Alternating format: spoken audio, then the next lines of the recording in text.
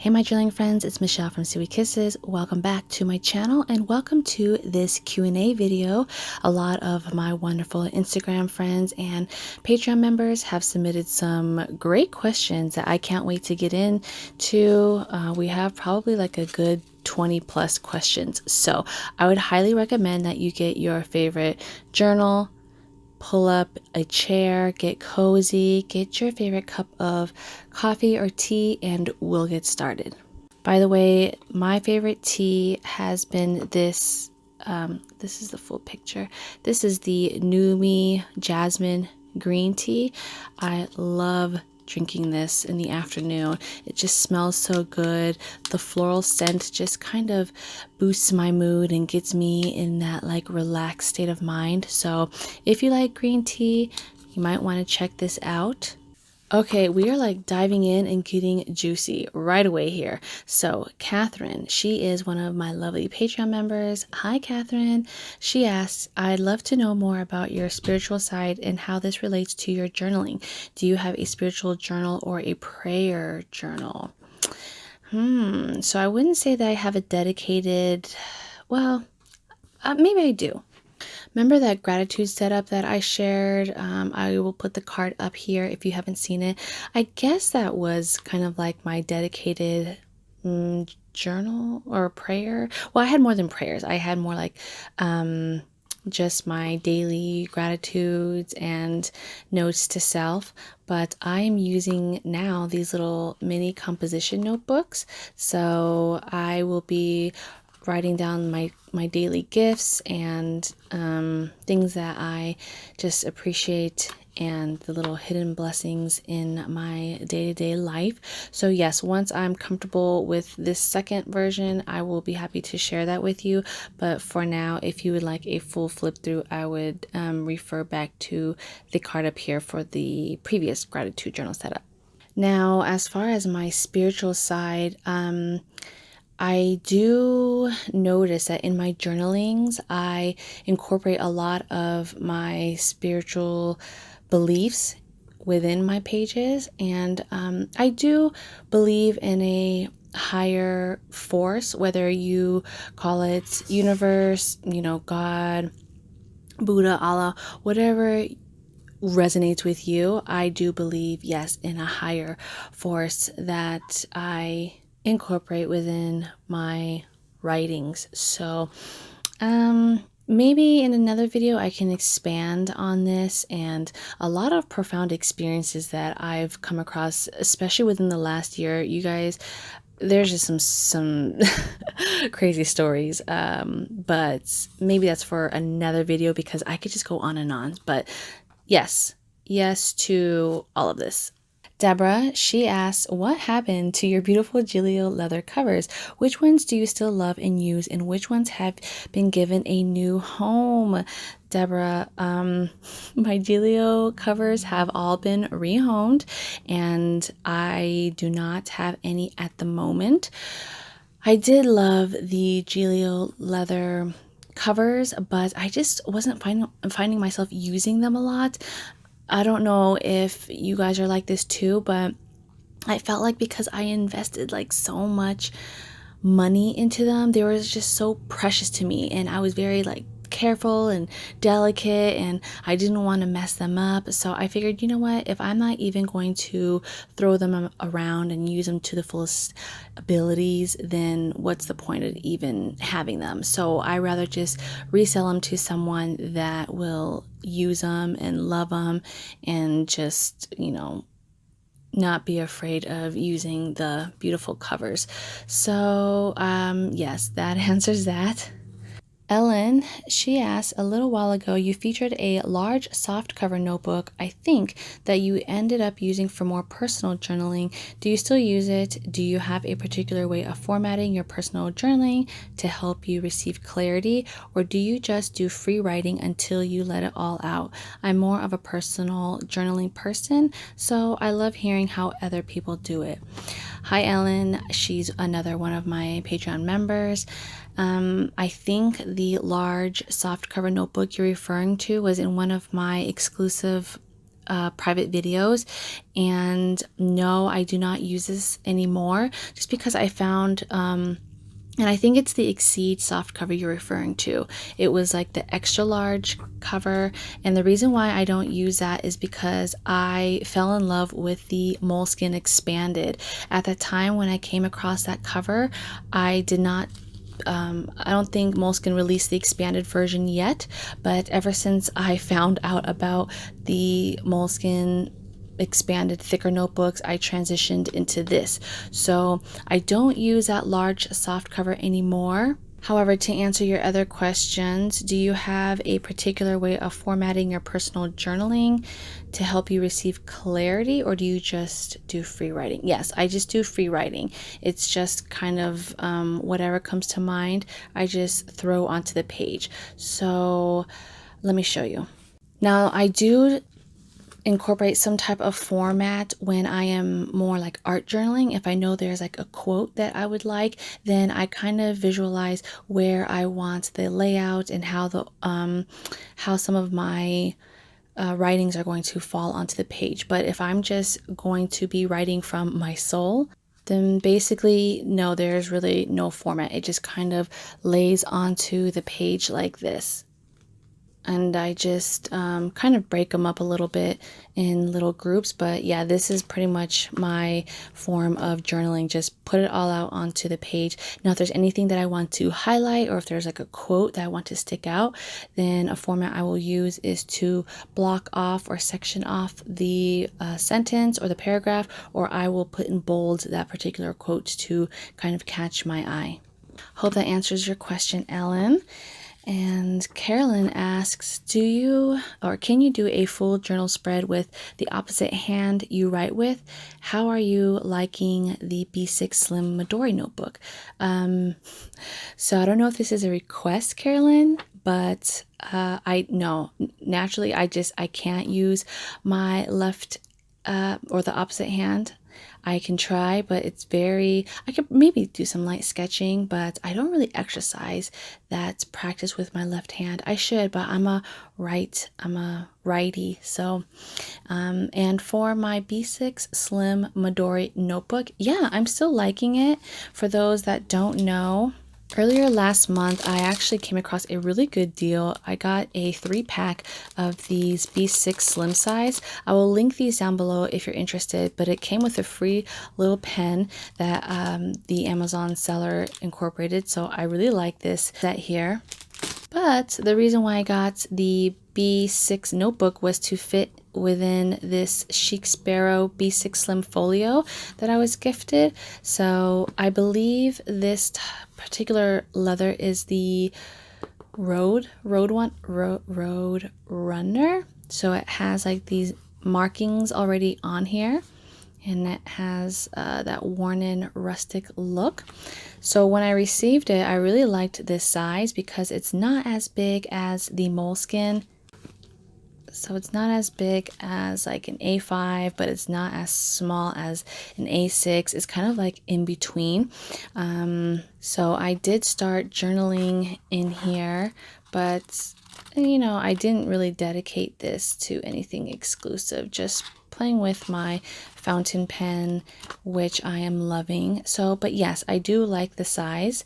It's very easy to carry around, and if you're intimidated by pages and worrying about not finishing them up, I feel like the B6 Slim is less intimidating, and you might be encouraged to write more, being that there is less space here, but it's not as small as like a pocket or an A6. Janet asks, are you still using your Passport Traveler's notebook? If so, would you be open to another flip through? I love the way you used it. So inspiring. Thanks, Janet. And yes, I will do a proper video. This one, like I said, is not really finished with my second setup, but I am still enjoying it within my collection. But if you haven't seen my 2 most popular videos with this setup, I'll leave it in the card or down below. That is the gratitude setup and my travel setup. That was one of actually my very first video I did was the Passport Traveler's notebook, showing how I use it for travels in the brown color. So if you haven't checked those out, I'll leave it linked here or down below. But yes, any new setups, I'll be happy to share in the future. Okay, so I got all of my Patreon questions out of the way. Now we are going to get to the Instagram questions. The first one that I got was, what is your favorite pen to use in Moleskine journals? This question I actually get quite often because I know you guys see that I enjoy using my Moleskine expanded notebook, but I know my fountain pen enthusiasts know that it's not the best for fountain pen or like darker or heavier inks, which I agree it is not. I just want to clarify now, the reason why I have the Moleskine expanded, it's not really because of the paper quality. I think it's more of a matter of writing preference. So with the Moleskine journals, I really like the size because it's a little shy of being an exact true A5, but it's not as small as like, like an A6 notebook. I like the features of the elastic band and the pocket in the very back, and especially with the Moleskine version or the expanded version, it has 400 pages. So that is really why I enjoy using this notebook, is because I can use it up without worrying about running out of pages. So I feel like for the price point, because we all know Moleskine isn't the cheapest, but compared to like your standard Moleskine at 192 pages, that can run you on average $19. Whereas this I got, I think, for like $23 or $24. For a couple dollars more, you get more than double the pages. So that is the reason behind the Moleskine journal preference. Now, to answer that question, I really like using this Papermate pen. Now, before I enjoyed using my fountain pen, my ideal pen was a ballpoint clicker. So I loved any type of pen that clicked, and I liked a smooth ballpoint tip. So this is my favorite. It's the Papermate Profile 1.4 Bold.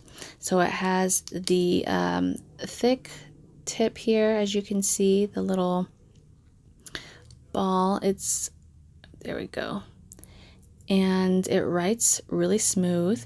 This is my favorite when I want to do a lot of deep diving journaling, because I don't use my Lamy Safari for that, which is my favorite in general journaling pen. The Lamy Safari, I will use this in more fountain pen friendly notebooks, like the Rhodia notebooks are really good, or Clairefontaine paper. So the only time you will see me using this is if I have a layer on my Moleskine art journal page where it acts as like a foundation. So like here, I have cardstock paper. So on this other side, it doesn't really matter if it bleeds through. And that's like the only time I will use the fountain pen, when the other side is thicker or it has some type of paint on the end to like prime it. And funny story is, I actually came across this pen, like a lot of my pen stories, from work. I found this at work and I started using it just because it was around, and I was really surprised at how much I liked this. So prior to that discovery, I was using this, the Pilot 2+1 Light, and it has the black ink, the pencil, and the red ink in the barrel. So this was my go-to. I told you guys it's going to be a little lengthy, so let's take a sip here, a little tea break. Hope you're still hanging in there. And next question we're going to get into is, do you ever get emotional while journaling? I do all the time. Yes, I would say the emotions don't stir up while I'm journaling. They've already surfaced when I get to my journal. So if I'm already in that type of emotional state, like sadness or anger or frustration, it's already built up, and then I release it onto into my journal pages. So yes, emotions play a very big and important factor into my deep, raw journaling practice. Do you feel guilty leaving journals unfinished? I have so many that I barely made a dent. I would say yes and no. I do feel guilty when they are left unfinished and I know that I don't have any intentions on using them again. However, moving forward, I told myself that even if it's left unfinished, I can always just jump back into it later on. Now, I would feel extremely guilty when it would come to like planners. With journals, not so much because they're blank. You can use them anytime later down the years, later down the month or whatever. But with planners, it's harder because it's dated. So with planners, yes, I would feel guilty. With journals, not so much anymore because I know I can always revisit it. How many unused journals do you have? Now, this question I can answer easily now, but prior to me moving around, before I moved to California, I had so many I had to like sell off because I collected probably, I would say, more than 20 or 20 to 30 blank journals. Now I would say probably 10. These 10 I actually have right now, and I actually did in my last quarantine and chill stationery haul, but I have some sketchbooks that I picked up before all of this natural uncertainty happened. So I do have quite a few blank notebooks to keep me busy, but you know what? Don't feel guilty because I feel like in times like these, luckily I do have backups or spare notebooks because I know that I've been writing a lot more, journaling more pages. So now I kind of joke around and say like, my little stash came in handy for times like these. Next question is, what are some things you do to prepare for traveling to a new place? So some things that I do to prepare, I of course research where I want to travel, how I'm going to travel through, the transportation options, how much it's going to cost. I kind of do a little budget spreadsheet. But in terms of journaling, that's like the fun part. So I refer to this journal a lot because it's like my finished journal that I'm so proud of. It was my Korea trip, and I really like how I just had so much fun like decorating the cover and labeling it, setting this up. I even had a little mini packing list here where these are just like little reminders to myself. So before I travel, I research where I want to go, how much it's going to cost me, and then I kind of start adding that into my journal like a little checklist. So that's like the fun part though, is the research. And then of course setting up the journal. And then the fun part is also adding to the journal and pasting in all the pictures. Especially with traveler's notebook inserts, if you get the ones with the craft outside, it's fun because you can decorate them and paint them and make them your own. So that's another thing I do before I travel. I like to decorate my covers if I'm using the traveler's notebook system. Okay, let's see if I can get through these questions quickly because I'm realizing how long this video already is and I have so many more questions to answer.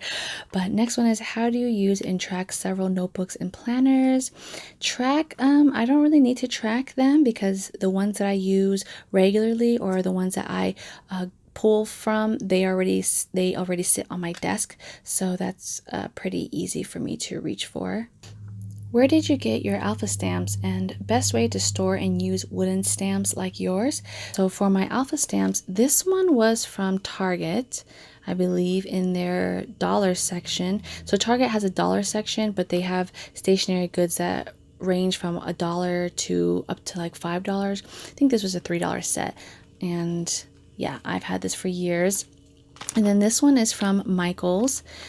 You can still get this, but as you can see, I just washi around this plastic set so it wouldn't come apart. And honestly, this is how I store it. It's so basic. I just keep them here in their containers and I stack them along with my ink pad. So I put my ink pad like this, and then on my desk, I just put this right here in the corner because I reach for these all the time for my journalings. So I don't have anything fancy, but this is how I do it. Next question is, do you ever abandon a journal before finishing it?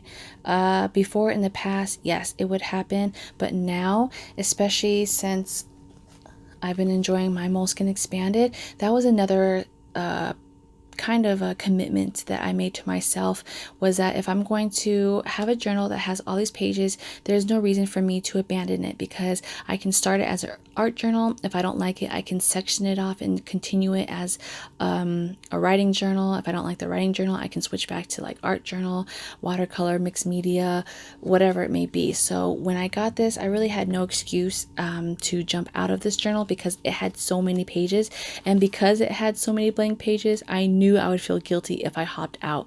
So now I don't abandon it, because I found a journal that I really like using, and I believe that is the key, is to find a notebook that you will enjoy using on a daily or weekly basis. And this ties into the next question, all-time favorite journals. It would have to be my Moleskine Expanded, the one I just shared. Yes, that is so far my favorite journal. Least favorite journals? Okay, you guys, don't drag me for this, because I already know that some of you guys might, but my least favorite journals are composition notebooks that you can get in the stationery section. The paper quality is horrible, and I remember using those for school. They were always part of the list for like items to pick up, and I hated using composition notebooks because the paper was so thin and it doesn't really lay flat, and the spine was just weird, and it was odd. But another journal that is, I don't want to say it's my least. Now, when I'm thinking of a journal, I'm thinking of like everyday writing, deep thought, and that would be also my Traveler's notebook, because the composition notebooks, I don't buy those. So I would say, if this question is asking least favorite journals out of my current collection that I own, don't drag me, guys, but it would be the inserts, my Traveler's notebook inserts. Now, if the Traveler's company came out with an insert that was thick, like the Expanded, and it fit in the Traveler's notebook system, then yes, I may like using this. But because the inserts don't offer as many pages, and if you bulk this up with different accessories like the folders, the clear pocket, it's hard to lay down flat. In my experience. Now, this one is okay because I've had it for so many years and I've opened it and closed it, so it's somewhat trained. But for a first-time journaler, when people message me on Instagram asking like, would you recommend a Traveler's notebook as an everyday journal? To be honest, I say no, because this is, I think, like a specialty. To me, this reminds me of like a specialty or a special occasion. This is just for travels. I'm not going to be in it forever or for the rest of the year. It's just temporary. So my least favorite journal would be the Traveler's notebook system. Now, it's my favorite travel journal, but not like an everyday writing journal like my Moleskine, if that makes sense. So for favorite creative tools to use, that would have to be my alpha stamps. I love using my alpha stamps, and I love using my gouache paint. Now, this gouache paint is nothing special. It is from Michaels. It's from this Reeves line, but you guys, I've been having so much fun using this. It's been about, I want to say maybe a couple years now that I've had this, but I don't really share any of my paintings because I don't, I'm not like a full-fledged painter and doing like pretty landscapes. But the little bit of painting that I do enjoy, it's just for my creative release. I just like to play around and test these out. I did a lot of paintings in last year's Moleskine. Like if I wanted to add some pops of color, I would incorporate the little paint splashes in some of the pages. I would use them for just, easygoing spreads. A lot of times I would add them for my background or some like journaling lines. So I have fun with my paint, adding them as like pops of color, but hopefully during this, quiet time, I can brush up on maybe more of my painting skills. So my painting and my alpha would have to be my favorite creative tools to use. Ooh, this is a good question. Would you consider doing journal with me videos? I actually have one coming up that I will post probably next week or so, but a lot of the journal with me's that you may be interested in, I post through my Patreon page, and just because they're a little bit more personal to me, I guess. But a lot of my journal pages, to be honest, are not very crafty or creative like you would see on these elaborate Instagram pages. My journaling style is just very everyday mundane thoughts. So I think that's why I don't do a lot of journal with me's, because I'm not in the mood to create something that I'm not really passionate about. And when I am passionate about it, I have step-by-step tutorials on my Patreon, but I will share with you one that I created next week if you're interested. So the journal with me's, I didn't really find those popular in the past, so I just didn't want to put a lot of energy into them, especially since a lot of my YouTubers didn't seem to care for them. So it seems like a lot of you guys care more for like reviews and flip throughs. This question is, who is your favorite to follow on Instagram?